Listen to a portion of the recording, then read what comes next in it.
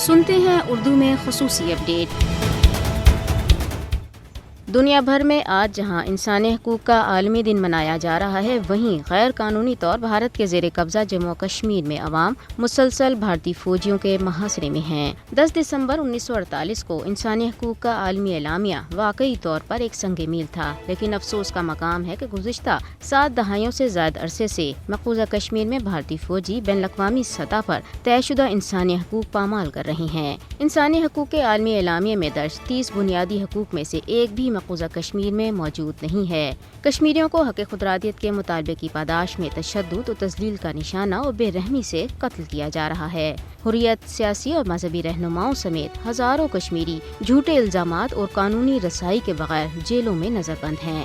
مقبوضہ علاقے میں صحافیوں، انسانی حقوق کے محافظوں تک کو ہراساں، ڈرانا اور بیجا گرفتار کرنا ایک معمول بن گیا ہے۔ حال ہی میں معروف کشمیری حقوق کے محافظ خرم پرویز کو ظالمانہ قانون کے تحت گرفتار کیا گیا۔ اگست 2019 میں آرٹیکل 370 کو منسوخ کرنے کے بعد بھارت نے مقبوضہ کشمیر میں اپنے جابرانہ ہتھ کنڈوں کو تیز کر دیا ہے۔ مودی نے مقبوضہ کشمیر میں دہشت گردی کی ایک ایسی آگ بھڑکا دی ہے جس سے کوئی کشمیری محفوظ نہیں ہے، اور 10 لاکھ سے زائد بھارتی فوجیوں کی موجودگی نے مقبوضہ کشمیر کو دنیا کی سب سے بڑی فوجی چھاؤنی میں تبدیل کر دیا ہے۔ مقبوضہ جموں کشمیر میں 1989 سے اب تک 95,920 کشمیریوں کو شہید اور 1,63,990 افراد کو گرفتار کیا گیا ہے، جبکہ 1,10,440 عمارتوں اور گھروں کو تباہ کر دیا گیا۔